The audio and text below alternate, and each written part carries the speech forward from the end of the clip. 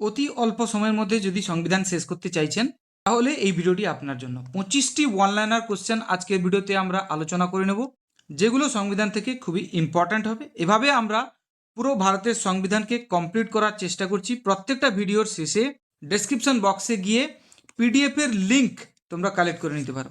তো পিডিএফ এর লিঙ্ক আছে, তো যে জিনিসটা পড়া হবে তার পিডিএফ কিন্তু দেওয়া থাকবে ডেসক্রিপশন বক্সে। তো ফার্স্ট কোশ্চেন আজকের ভিডিওর, জাতীয় পাখি কি? জাতীয় পাখি হচ্ছে ময়ূর।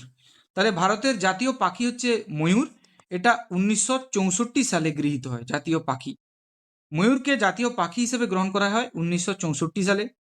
জাতীয় পশু কি? জাতীয় পশু হচ্ছে রয়্যাল বেঙ্গল টাইগার। ওকে, তো 1972 সালে জাতীয় পশু হিসেবে রয়্যাল বেঙ্গল টাইগারকে গ্রহণ করা হয়। এর আগে জাতীয় পশু কি ছিল সেটা কিন্তু প্রশ্ন আসতে পারে, সেটা হচ্ছে সিংহ। ওকে, তাহলে রয়্যাল বেঙ্গল টাইগারের আগে ভারতের জাতীয় পশু কি ছিল? সিংহ। জাতীয় খেলা কি? জাতীয় খেলা হচ্ছে হকি, আবার কেউ কেউ বলে থাকে কাবাডি, তবে বেশিরভাগ ক্ষেত্রে হকিকেই ধরা হয়ে থাকে। আবার অনেক ক্ষেত্রে দেখা যায় যে ভারতের কোনো জাতীয় খেলা নেই, এরকম অনেকে বলে থাকে। জাতীয় রং কি? ভারতের জাতীয় রং হচ্ছে আকাশী নীল। ভারতের জাতীয় ফুলের নাম কি? ভারতের জাতীয় ফুলের নাম হচ্ছে পদ্ম। ভারতের জাতীয় রং আকাশী নীল কিভাবে মনে রাখবে?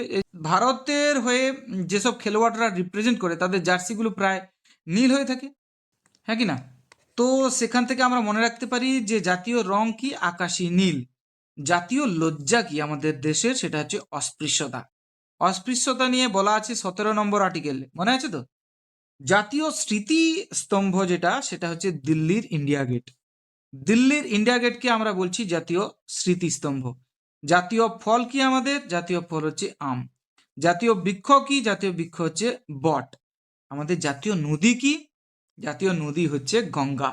জাতীয় ভাষা কি? জাতীয় ভাষা হচ্ছে হিন্দি।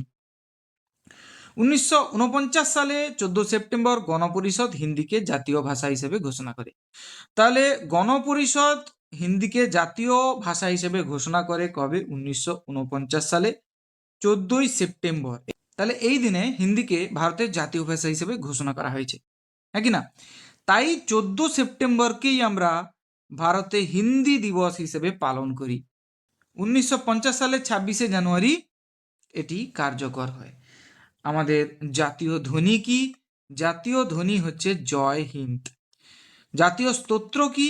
জাতীয় স্তোত্র হচ্ছে বন্দে মাতরম। জাতীয় স্তোত্র 1950 সালের 24শে জানুয়ারি গণপরিষদ কর্তৃক গৃহীত হয় বন্দে মাতরম, এবং এটাকে জাতীয় স্তোত্র হিসেবে গ্রহণ করা হয়। তাহলে জাতীয় সঙ্গীত কি? জাতীয় সঙ্গীত হচ্ছে জন গণ মন অধি। সেটাও কিন্তু 1950 সালের 24শে জানুয়ারি গৃহীত হয়। এগুলোও কিন্তু আসে পরীক্ষায়, ভেরি ভেরি ইম্পর্ট্যান্ট। তাই আর এগুলো গ্রহণ করে কে? জাতীয় সঙ্গীত হোক, জাতীয় স্তোত্র হোক, সেটা হচ্ছে গণপরিষদ। তো গানটির মোট 5টি পংক্তি আছে। 5টি পংক্তির মধ্যে প্রথম পংক্তিটাকেই কিন্তু জাতীয় সঙ্গীত হিসাবে ধরা হয়, জনগণ মন অধি। জাতীয় অগ্রাধিকার কি? না মেথরের হাত দিয়ে ময়লা সাফ না করা, এটাই হচ্ছে জাতীয় অগ্রাধিকার। জাতীয় পঞ্জিকায় প্রথম মাস কি লেখা ছিল? চৈত্র মাস হচ্ছে জাতীয় পঞ্জিকার প্রথম মাস। জাতীয় দিনপঞ্জি কি? শকাব্দ। সেটা কি? শকাব্দ। শকাব্দ কি? না কনিষ্ক দ্বারা 78 খ্রিস্টাব্দে এর সূচনা হয়, শকাব্দের সূচনা হয়। তাহলে শকাব্দের সূচনা করেন কে? কনিষ্ক। কত খ্রিস্টাব্দে? 78 এডি। 78 এডি মানে খ্রিস্টাব্দ, আর খ্রিস্টপূর্বাব্দ বললে তখন বিসি হতো। তো জাতীয় দিনপঞ্জি শকাব্দ, কনিষ্ক দ্বারা এটি সূচনা করা হয়। সাল কত? না 78 এডি দেওয়া আছে, 78 এডি। প্রথম মাস সেই হিসাবে চৈত্র। জাতীয় জলজ প্রাণী, ভেরি ভেরি ইম্পর্ট্যান্ট। জাতীয় জলজ প্রাণী হচ্ছে শুশুক, যাকে ইংরেজিতে বলে রিভার ডলফিন বলি। 2009 সালে জাতীয় জলজ প্রাণী হিসেবে শুশুককে ঘোষণা করা হয়। জাতীয় হেরিটেজ প্রাণী কি? জাতীয় হেরিটেজ প্রাণী হাতি, এটা ঘোষণা করা হয় 2010 সালে, অর্থাৎ জাতীয় জলজ প্রাণীর ঠিক পরের বছর। জাতীয় মুদ্রা, জাতীয় মুদ্রা কি? না রুপি, আমাদের দেশের কারেন্সি। এটা 2010 সালে এটাকে গৃহীত করা হয়। এর নকশা করেন গুয়াহাটির একজন আইআইটি শিক্ষক, নাম কি তার? উদয় কুমার। নতুন কোশ্চেন কিনা বলো? তাহলে রুপির নকশা করেন কে? উদয় কুমার। ইনি ছিলেন গুয়াহাটির আইআইটির শিক্ষক। ঐতিহ্যপূর্ণ ভেষজ গুণসম্পন্ন বৃক্ষ মোট কটি? 5টি বৃক্ষকে স্বীকৃতি দেওয়া হয়েছে ঐতিহ্যপূর্ণ ভেষজ গুণসম্পন্ন বৃক্ষ। 1 নম্বর হচ্ছে বট, 2 হচ্ছে আমলকি, 3 হচ্ছে পিপল বা অশ্বত্থ বলি যাকে আমরা, 4 নম্বর হচ্ছে অশোক, আর 5 নম্বর হচ্ছে বেলগাছ। বন্দে মাতরম এটিতে প্রথম সুর দেন কে? বন্দে মাতরম এই গানটিতে প্রথম সুর দেন রবীন্দ্রনাথ ঠাকুর। এই বন্দে মাতরম সম্পর্কে একটু ভালো করে জেনে নিই। 1896 সালে বন্দে মাতরম গানটি রচনা হয়।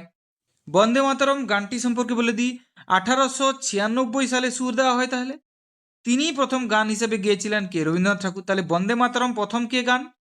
না, রবীন্দ্রনাথ ঠাকুর। যিনি প্রথম সুর দিয়েছিলেন রবীন্দ্রনাথ ঠাকুর, আর প্রথম এটার গায়ক ছিলেন রবীন্দ্রনাথ ঠাকুর। লিখেছেন কে বন্দে মাতরম? না, বঙ্কিমচন্দ্র চট্টোপাধ্যায়। এটি আনন্দমঠ উপন্যাস থেকে নেওয়া হয়েছে। এই যে বন্দে মাতরম, এটা কোন উপন্যাস থেকে নেওয়া হয়েছে? আনন্দমঠ উপন্যাস থেকে নেওয়া হয়েছে। লেখক কে তাহলে? লেখক হচ্ছে বঙ্কিমচন্দ্র চট্টোপাধ্যায়।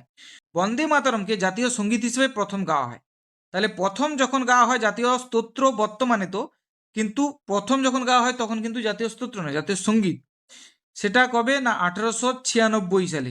ওকে, 1896 সালের 28শে ডিসেম্বর কলকাতার 12 নম্বর কংগ্রেস অধিবেশন, তখন কংগ্রেস যে অধিবেশন হতো, সেখানে 12তম কংগ্রেস অধিবেশনে 28শে ডিসেম্বর 1896 সাল জাতীয় সঙ্গীত হিসাবে বন্দে মাতরমকে গাওয়া হয়।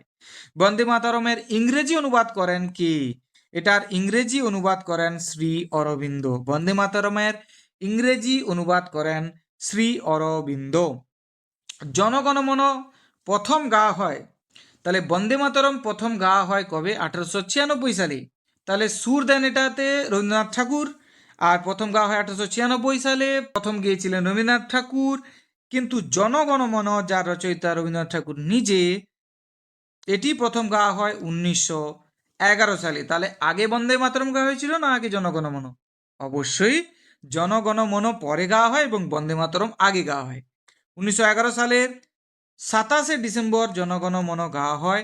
জনগণমন যখন গাওয়া হয় সেটাও কিন্তু কলকাতার জাতীয় কংগ্রেসের অধিবেশনে, তবে বন্দে মাতরম গাওয়া হয়েছিল 12তম কংগ্রেস অধিবেশনে, এটি গাওয়া হয় 27তম কংগ্রেস অধিবেশনে, এবং এটাও কিন্তু কলকাতাতে অনুষ্ঠিত হয়েছিল।